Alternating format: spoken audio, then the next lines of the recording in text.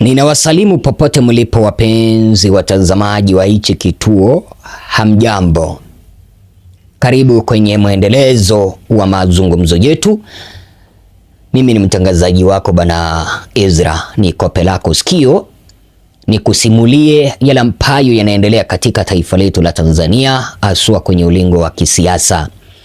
Sasa serikali ya Mheshimiwa Samia, serikali ya mchongo ambayo iliweza kuiba kura mwaka uliopita, ipo kwenye matatizo haswa baada ya ripoti ya Chande ya uchunguzi wa matukio ya mauaji yaliyotekelezwa mwaka uliopita, kipindi ambapo kile kilichoitwa uchaguzi kilifanyika na wale ambao walisusia kushiriki kwenye uchaguzi wakitaka mabadiliko waliuawa.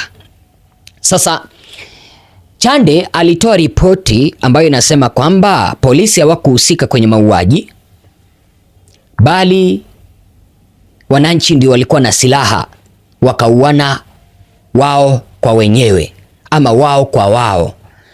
Vilevile Chande akamwondolea Samia lawama, kusema kwamba hakuhusika kwenye mauaji, lakini mashirika ya kitaifa pamoja na media za kitaifa zimeweza kubana serikali ya Samia wakitaka aweze kuchukuliwa hatua kali. Kwa sababu gani, mpenzi mtazamaji? Ile ripoti ambayo iliweza kutolewa haikukuwa ni ripoti ya uchunguzi, bali ile ilikuwa ni ripoti ya rais ya kutaka kuhakikisha kwamba Samia alishinda uchaguzi, ya kutaka kumfunika na kumwondolea Samia lawama kwamba hakuweza kuhusika kwenye mauaji. Sasa baada ya ile ripoti ya Chande, kuna hichi kituo cha habari kutoka rubaa za kimataifa Marekani, Sky News, kiliweza kubana serikali ya Mheshimiwa Samia. Wakapigia balozi ambaye vile ni mshauri wa Samia, mwenye anaitwa Lazaro Nyalandu. Bwana Lazaro Nyalandu aliweza kumtetea Samia kwenye haya mahojiano, lakini hichi kituo cha kimataifa kinataka Samia aweze kuchukuliwa hatua. Unafaa kuelewa kwamba hichi kituo kiliweza kuuliza serikali ya Samia ni nani basi aliweza kuhusika na mauaji, kipindi ambapo mnasema kwamba Samia hakuweza kuhusika. Sasa Bwana Lazaro Nyalandu ambaye ni mwakilishi wa Samia, mwenye anamtetea Samia vile ambaye ni mshauri wa Samia, aliweza kusema kwamba serikali sio ya kulaumiwa kwenye mauaji ya mwaka uliopita. Naeleza kwamba Samia hakuhusika kwenye mauaji.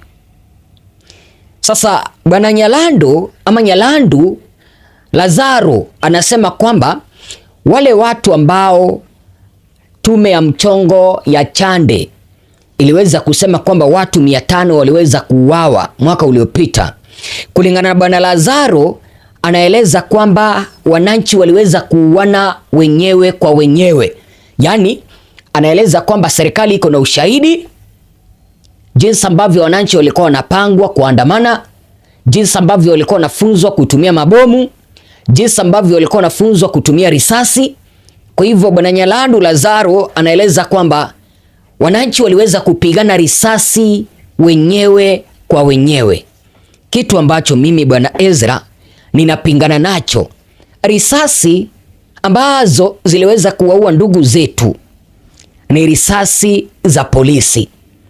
Kuna kanda ambazo zinaonyesha polisi wakifiatua risasi wakiwafuata wananchi mpaka machumbani mwao, lakini serikali imesema kwamba wananchi waliweza kuuana wenyewe kwa wenyewe. Government was not responsible for the death of protesters. Government went to protect everyone. It was a day that, as events were happening, members of the government forces, the police, but then if the government wasn't, sir, who shot those people? Because more than 200 or around 200 were shot. So who was responsible for shooting them and on whose orders? We do have evidence whereby protesters were having guns, had bombs, and some of them had trained in camps. Some of the evidence we have of the training happening in social media, how to create bombs, how to shoot, how to be tactical. And because this was premeditated, this was pre-planned, the government moved to rescue the day, and people need to understand it was a very difficult day and sad day for every Tanzanian. You may call it rescuing the day, but I go back to my question. Was the government responsible, even by ordering security forces to do so, for the shooting and killing of around 500 protesters? The government was not responsible for ordering the shooting of anyone. What happened? Then why were all those people killed? Who ordered it? Okay, so who marched, for example, to torch the buildings, to go and put buildings in fire, some of them with people. So death happened. That's why the Commission of Inquiry came out today, and the president had made sure she's going to establish a legal body that is going to actually investigate if there is anyone, whether in government or in private civil society or position involved, they will be persecuted to the full length of law. Sio Bwana Lazaro peke yake ndiye anaonekana kumtetea Samia. Mwingine ni Bwana Kabudi. Bwana Kabudi anaeleza kwamba Samia hatahusika na mauaji ya mwaka 2025. Kulingana na Bwana Kabudi, anaeleza kwamba Samia ni meupe kama pamba. Hakuagiza wananchi waweze kuuawa, hakuagiza wananchi waweze kupigwa risasi. Na kulingana na Bwana Kabudi, anaeleza kwamba katiba wataiandika. Na nielewa mpenzi mtazamaji, lakini anaeleza kwamba wananchi waliweza kuuana wenyewe. Na vile vile ukiweza kumsikiliza Bwana Kabudi, anaonekana kwamba analaumu Chadema kwa mauaji ya mwaka uliopita. Kulingana na Bwana Kabudi, anasema kwamba serikali haikuhusika kwenye mauaji, bali Chadema ndio iliweza kupanga maandamano na Chadema ikaweza kupanga wananchi waweze kuuawa. Na ndio maana ninakuambia kwamba wananchi wenzangu, wananchi watukufu wa taifa la Tanzania, hatuwezi tukakaa majumbani mwetu tuweze kupata uhuru. Uhuru hauji tukiwa tumeketi, tukiwa tunaitikia mpaka upuzi ambao serikali ya Samia inazungumza. Uhuru na demokrasia na uwajibikaji vyote vinakuja tukiwa kwa mapambano. Tume imetuambia kwamba imepata ushahidi usio na shaka kuwa matukio ya ghasia za Oktoba 29 yalipangwa, yaliratibiwa, yalifadhiliwa na kutekelezwa na watu waliopata mafunzo. Maana yake sasa ni kazi ya tume ya upelelezi kuwaita hao watu ambao wametuhumiwa ili wahojiwe, waonyeshe ushahidi na wajitetee. Naam, tume hii imependekeza kuundwa kwa tume nyingine, na wakosoaji na upinzani wanasema kwamba ripoti haikuwa huru, kwamba rais hawezi kujichunguza mwenyewe na kujiwajibisha. Je, kuna imani kwamba Watanzania wanaweza wakatarajia hizi tume zingine kwamba kutakuwa na haki na wajibikaji? Nikuulize rais hapa, kazi ya hawa ilikuwa ni kufanya uchunguzi na wamefanya uchunguzi. Rais, lakini hawajakuja na majina. Nina matumaini kwamba mtazamaji wangu unazidi kunifuatilia. Ninakushukuru sana kwa kuchukua sekunde yako 1, 2, 3 kuendelea kukisifia hichi kituo cha Tanzania News TV ambacho kinaendelea kukumegea taarifa ambazo vituo vingine haviwezi vikakueleza. Mtazamaji wangu, wacha tu niweze kukuuliza ile swali na ninaomba uweze kunipa jibu. Je, uliweza kuridhika na matokeo yaliyotolewa na tume ya mchongo ya uchunguzi yake Rais haramu Samia Suluhu, tume ya Chande? Na je, kama uliweza kuridhika, swali la pili, je, unaridhika na haya mazungumzo ya serikali yanayosemwa kwamba Samia hakuhusika kwenye mauaji? Na je, unaridhika na haya mazungumzo kwamba Samia hapaswi kulaumiwa kwa mauaji ya mwaka uliopita? Kumbuka kwamba serikali imejaribu sana kujihosha wasije wakalaumiwa kwenye mauaji yaliyotokea. Kumbuka kwamba serikali imejaribu kila namna kuwapembeleza wananchi, kuwanunua wananchi, kuwashawishi wananchi waweze kuridhiana baada ya kuua, baada ya kuteka, baada ya kuua demokrasia na baada ya kutumia vibaya kitu ambacho kinaitwa mamlaka. Na ndio maana viongozi wengine kama vile kutoka Chadema wao wamesema kwamba hawawezi wakaridhiana na serikali ya Samia. Lakini viongozi wa serikali ya Samia nimeona wakisema kwamba hawaendi kuridhiana na chama, bali wataenda kuridhiana na wananchi. Utaenda kuridhiana na wananchi kivipi kipindi ambapo, namba moja, serikali ilitumia risasi za moto wakaua. Serikali iliweza kutumia ushawishi wake wakateka. Serikali iliweza kutumia bunduki wakajeruhi. Mtaenda kuridhiana na nani? Mnafikiri kwamba wananchi ni wajinga? Hatuendi kwenye maridhiano kuridhiana na chama fulani. Sisi tunataka kuridhiana kama nchi. Tunataka kuponya nchi. Kisiasa, tuzungumzie kisiasa. Kisiasa unaponya nchi kwa sababu siasa si ya vyama peke yake. Vyama lazima viwe na watu wanaoviunga mkono. Sasa katika hili ukichukua maoni ya wananchi walio wengi, kwanza wameiambia tume kwamba mambo yaliyotokea hayafanani na Utanzania.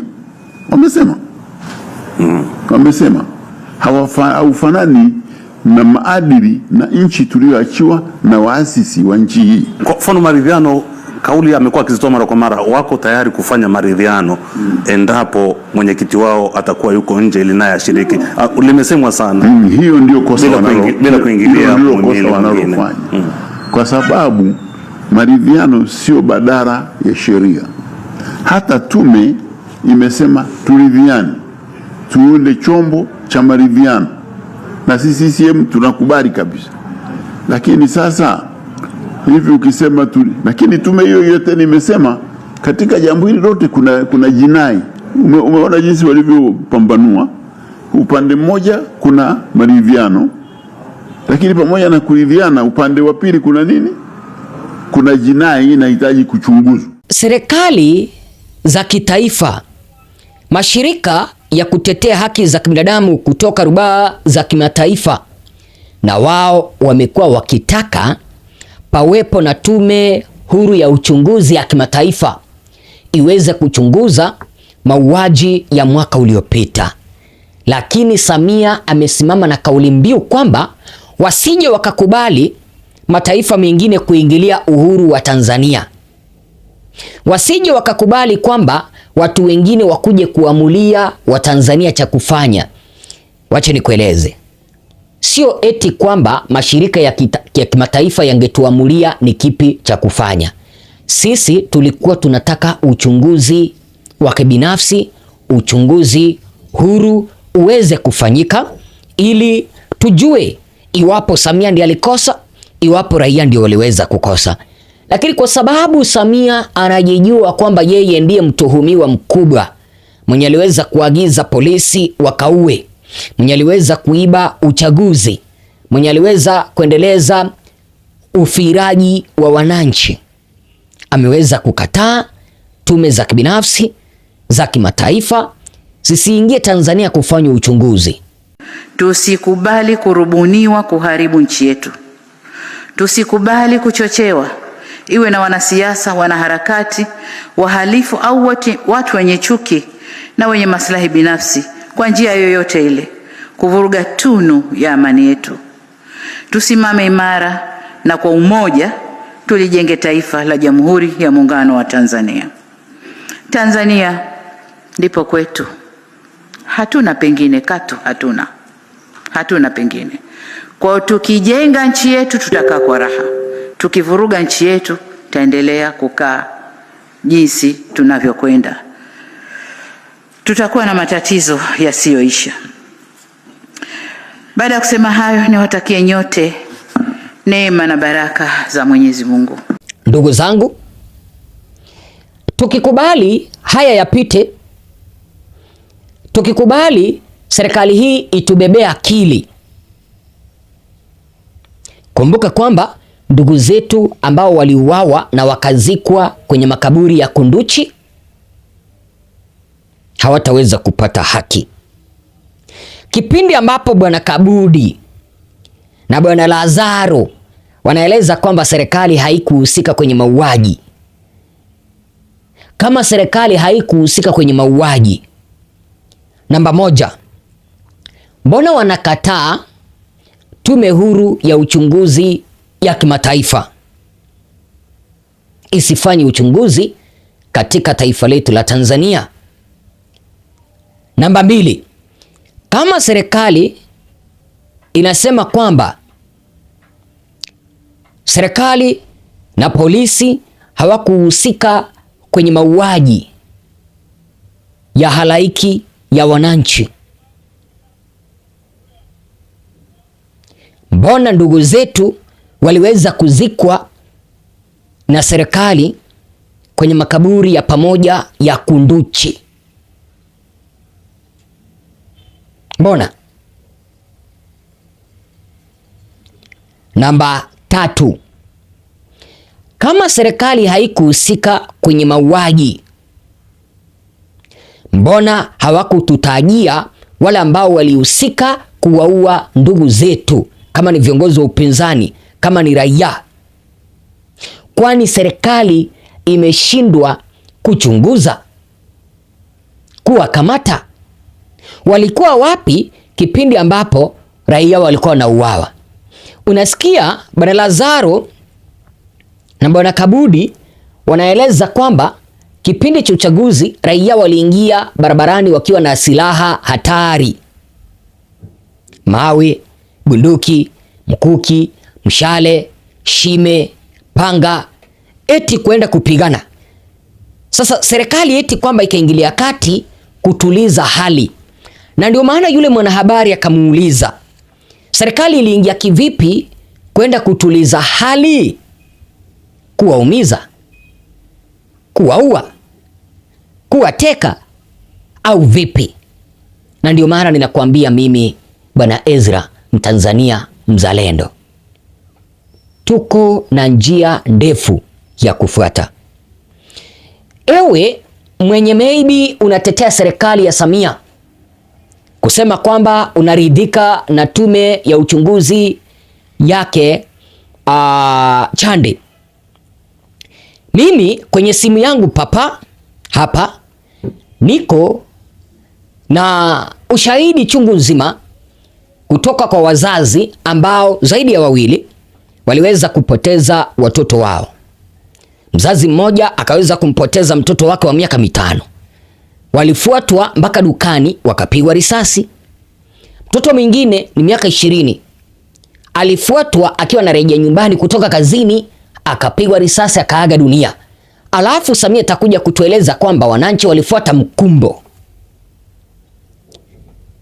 Uzalendo, uhuru, demokrasia na amani vyote havikuji kwa kutulia, vinakuja kwa mapambano.